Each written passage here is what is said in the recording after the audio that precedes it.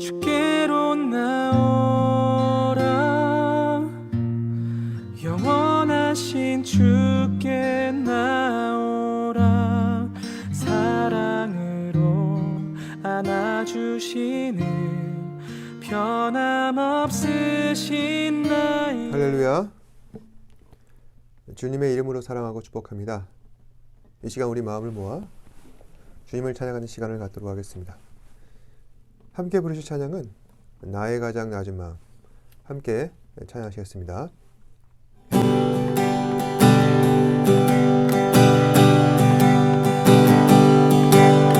나의 가장 낮은 마음 주님께서 기뻐하시고 작은 일에 큰 기쁨을 느끼게 하시는도다.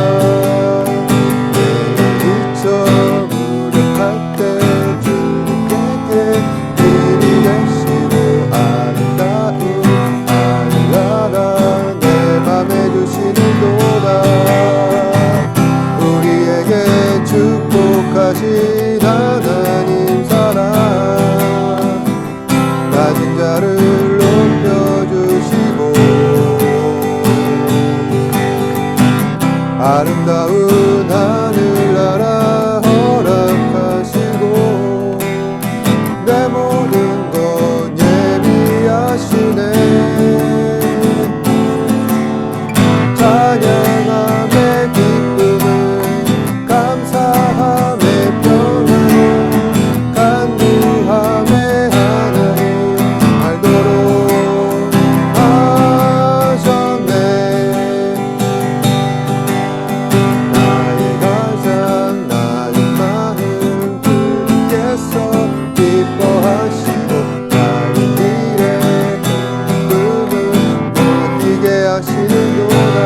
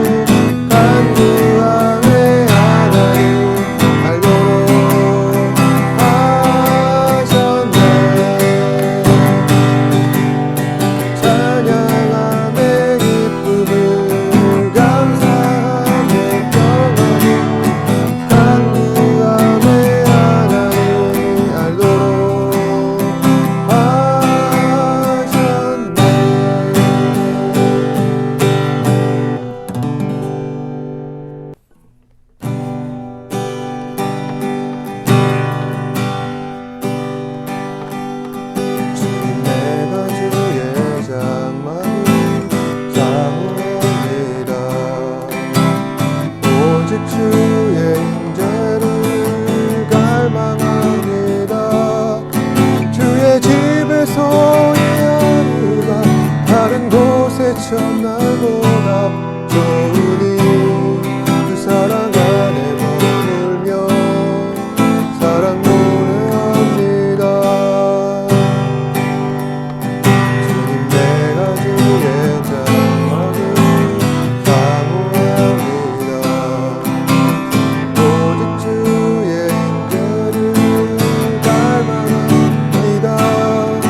주의 집에서의 하루가 다른 곳에 첫날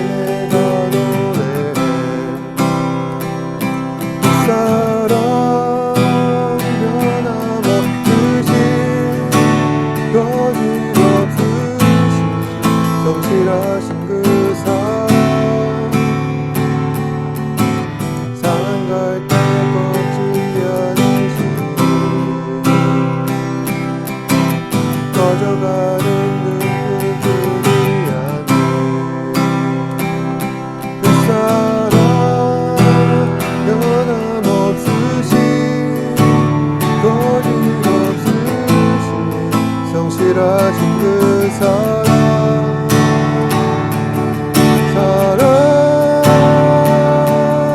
그 사랑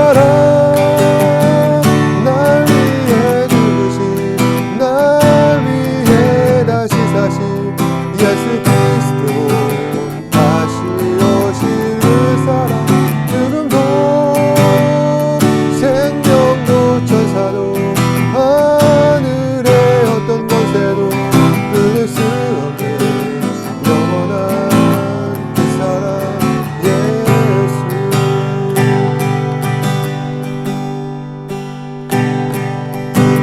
아버지 사랑 내가 노래해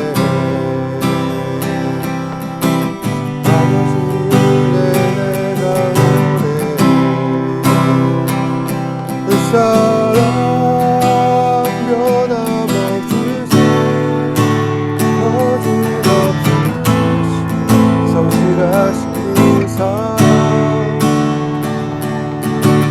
사랑할 때 꺾지 않으시네 꺼져가는 눈물들이 아니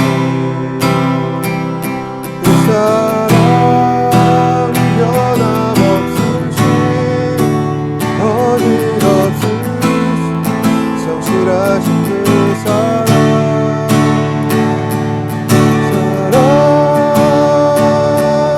그 사랑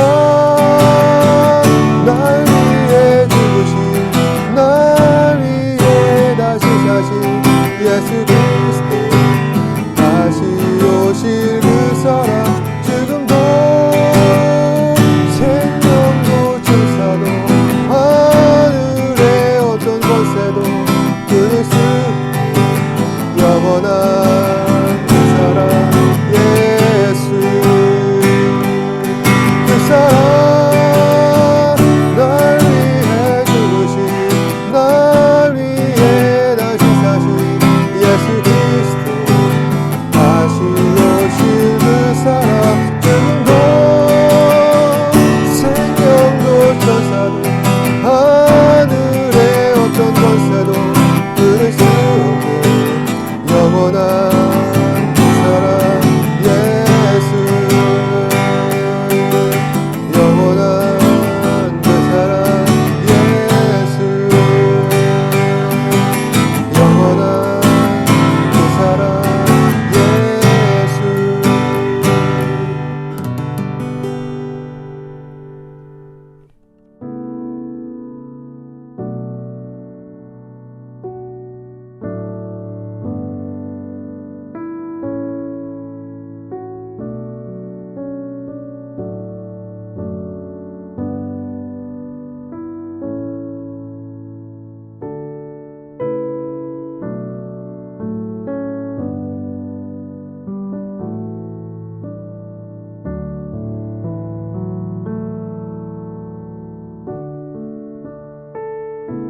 사람들 마음속에는 급격한 신분 상승이나 찬란한 성공 신화를 꿈꾸는 경우가 많은 것 같습니다.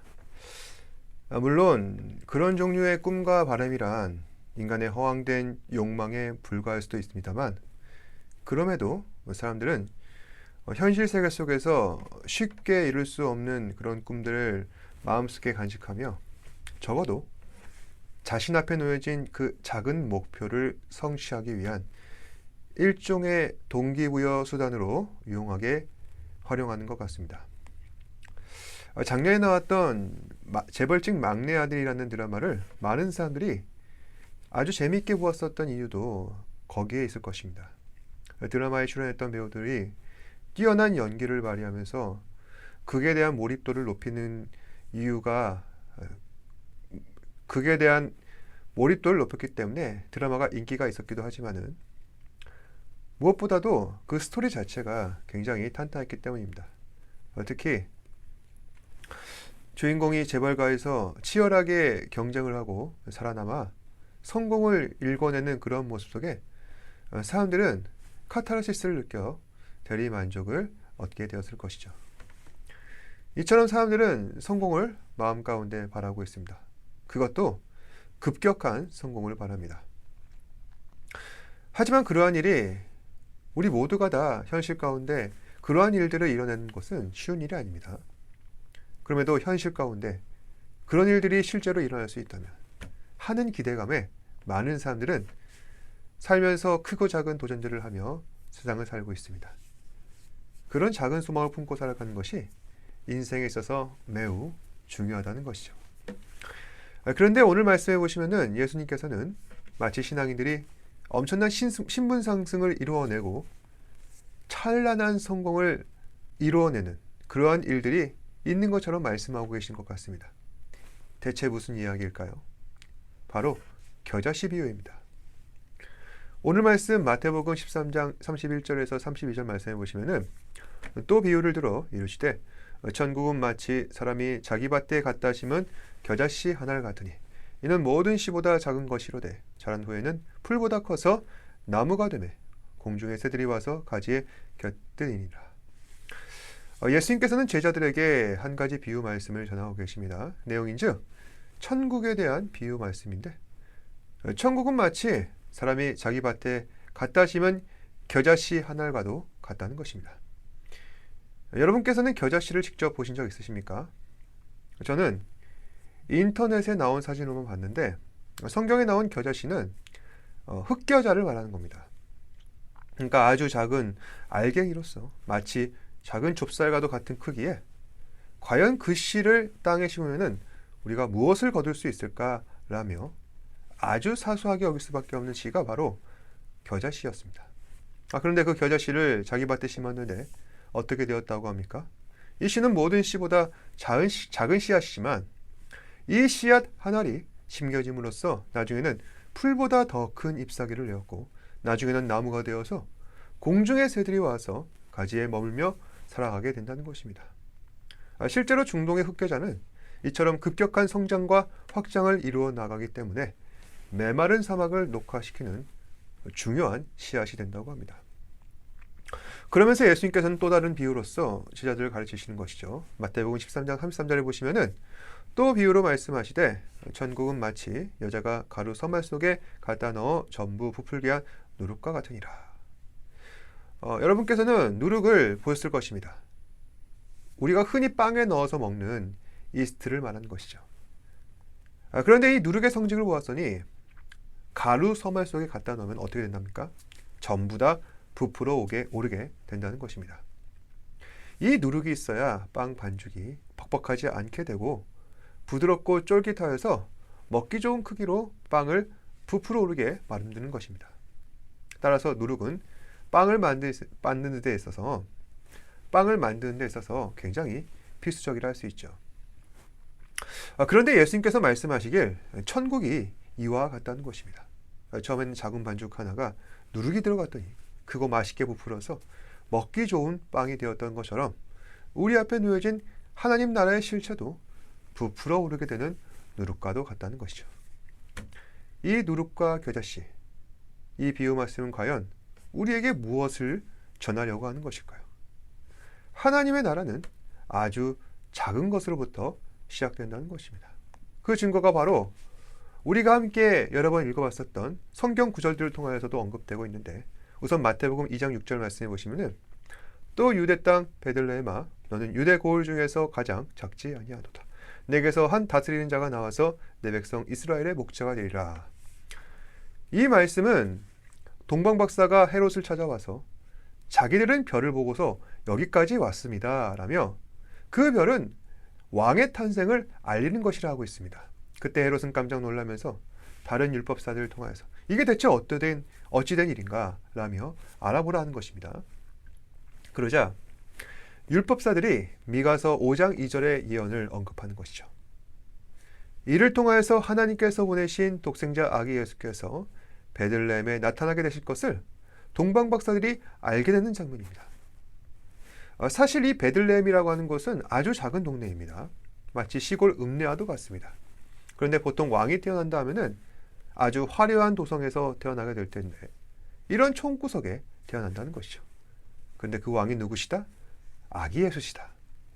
아기 예수는 누추한 곳에 태어나셔서 하나님 나라를 이 땅 가운데 나타나게 하실 아주 작은 겨자씨라는 것입니다.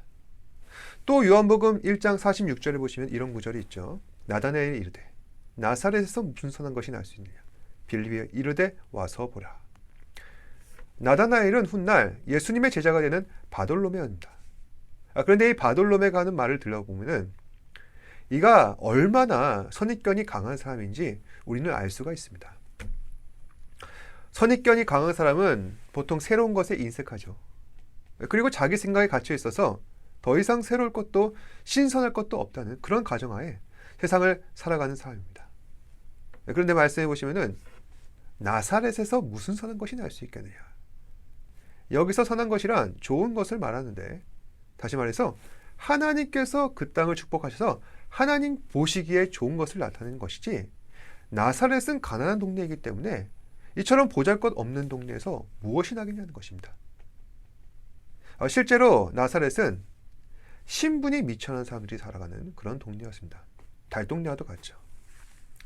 그러니까 이 말씀이 어떤 상황이냐면은 예수님이 제자들이 나다나엘을 전도합니다.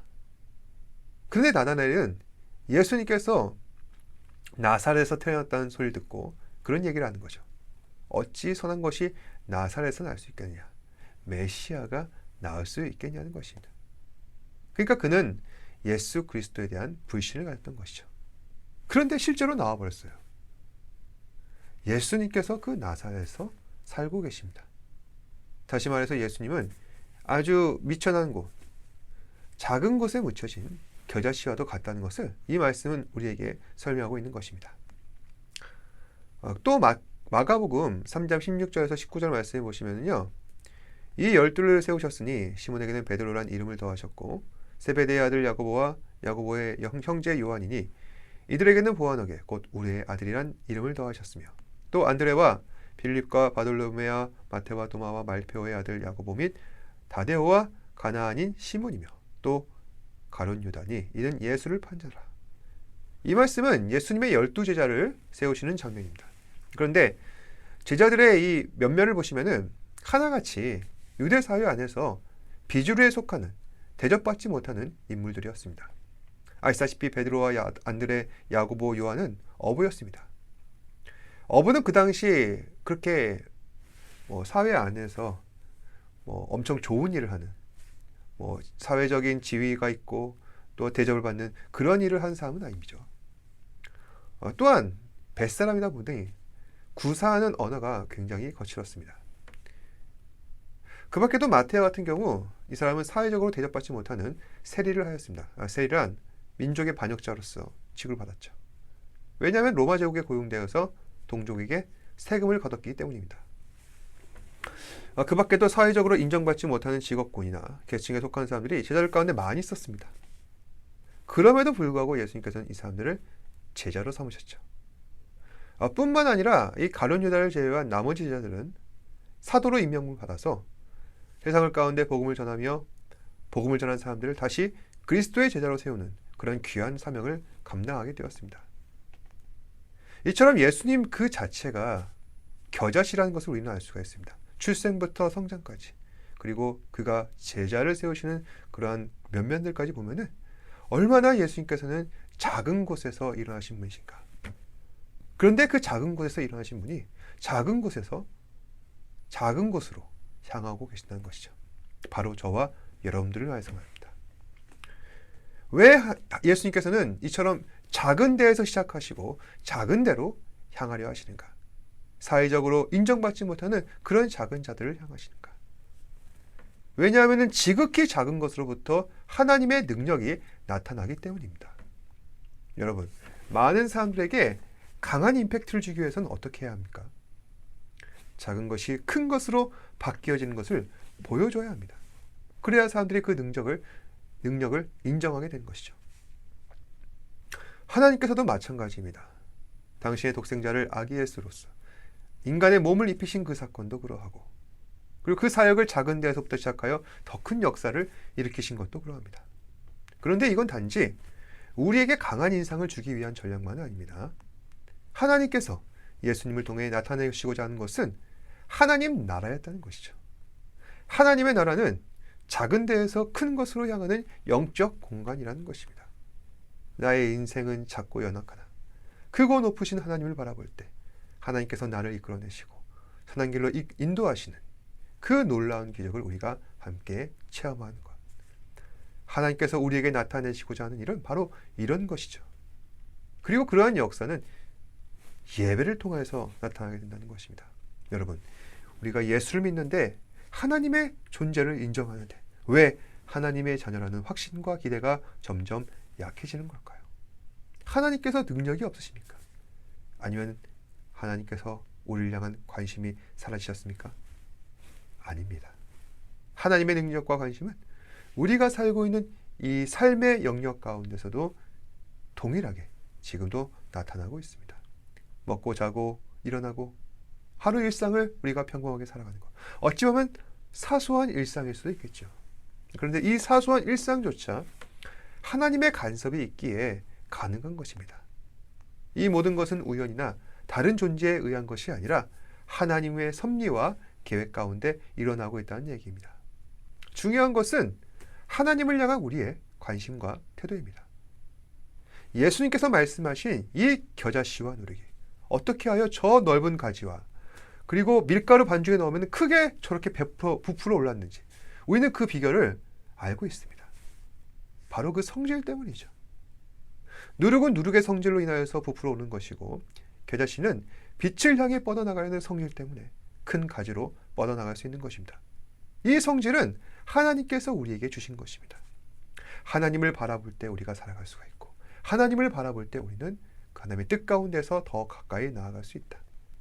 하나님께서 나를 지으셨기에 하나님께서 그 지으신 창조 목적을 따라 우리가 살고자 발버둥 치는 과정이 바로 우리의 인생이라는 것입니다. 따라서 하나님의 나라는 거창하지만은 그렇게 거창하지 않은 우리의 일상 속에서도 충분히 나타날 수 있는 것입니다. 하나님 나라의 포문을 여신 예수님께서는 베들레헴이라고 하는 이 작은 데서 태어나셨고요. 나사렛이라는 곳에서 자라나셨습니다. 공생에 사역하실 때는 사회적으로 대단한 사람, 유명한 사람, 그런 사람 부르지 않으셨고요. 그저 미천한 신분의 평범한 사람들을 제자로 삼으셨습니다. 다시 말해서 하나님의 나라는 맨 땅에서 시작한 것입니다. 그리고 그 무에서 유를 창조하는 놀라운 하나님의 섭리로 인하여서 땅을 뚫고서 풍성한 열매를 거두는 나무로 성장하게 됩니다. 우리가 이처럼 현실 속에서 보고 느끼는 나라가 이러한데 장차 예수 그리스도의 재림부에 나타나실 그 하나님의 나라는 얼마나 크고 위대하겠습니까? 하나님의 나라는 항상 사람들이 생각하기에 보잘것없어 보이는 곳에서부터 시작됩니다. 베들레헴이 그렇고 나사렛이 그러합니다. 그 보잘것없어 보이는 데에서 아기 예수를 탄생시키셨고 예수를 길러내셨습니다. 우리도 마찬가지인 것이죠. 하나님께서 보잘것없어 보이는 인생, 보잘것없어 보이는 사람, 보잘것없는 그 삶의 순간 속에 직접 개입하시고 나타나셔서 우리를 하나님 나라의 백성으로 삼아주시고 현실 속에 하나님 나라를 살게 하시며 미래 속에 하나님 나라를 약속하고 계십니다. 중요한 것은 하나님 나라를 살아가는 하나님의 백성으로서 그 생명력을 유지하기 위해서는 우리가 반드시 해야 할 일이 있다는 것입니다. 바로 주님을 바라보는 것입니다. 겨자씨가 빛을 바라보며 가지를 뻗어나가듯이 누룩이 밀가루 속에 파묻혀서 그 성질을 따라 부풀어 오르듯이 주님을 바라볼 때 하나님 나라에 속한 그 성질을 우리가 발현해 낼 수가 있게 된다는 것입니다. 오늘 하루도 예수를 바라봄으로 하나님 나라의 성질을 나타내며 세상 가운데 하나님 나라를 널리 전파시켜 나가는 저와 여러분 되시기를 주님의 이름으로 축복합니다. 기도하겠습니다. 언제나 사랑이 많으시고 풍성하신 아버지 하나님, 우리가 하나님께서 태초부터 약속하신 정해놓으신 그 성품과 또한 성질을 따라 하나님 나라를 이 세상 가운데 확장시켜 나아가기를 소망합니다. 하나님을 바라보며 주의 뜻을 따라 순종하며 나아갈 때 주께서 우리의 삶을 통하여서 그 놀라우신 그 능력과 은혜로서 우리의 삶 가운데 하나님의 나라를 나타내실 줄로 믿습니다. 우리 사랑하는 지체들 매 순간 주의 말씀 앞에 순종하게 하시고 또한 하나님을 바라보는 삶을 살 수 있도록 인도하여 주시옵소서. 모든 말씀 예수님 이름으로 기도합니다. 아멘. 하늘에 계신 우리 아버지여, 이름이 거룩히 여김을 받으시오며 나라가 임하옵시며 뜻이 하늘에서 이루어진 것 같이 땅에서 이루어지이다. 오늘 우리에게 일용할 양식을 주시옵고 우리가 우리에게 죄 지은 자를 사하여 준 것 같이 우리 죄를 사하여 주시옵고 우리를 시험에 들게 하지 마시옵고 다만 악에서 구하시옵소서. 나라와 권세와 영광이 아버지께 영원히 있사옵나이다. 아멘. 같이 소리쳐 우리 주 찬양해 주가 우리 삶 가운데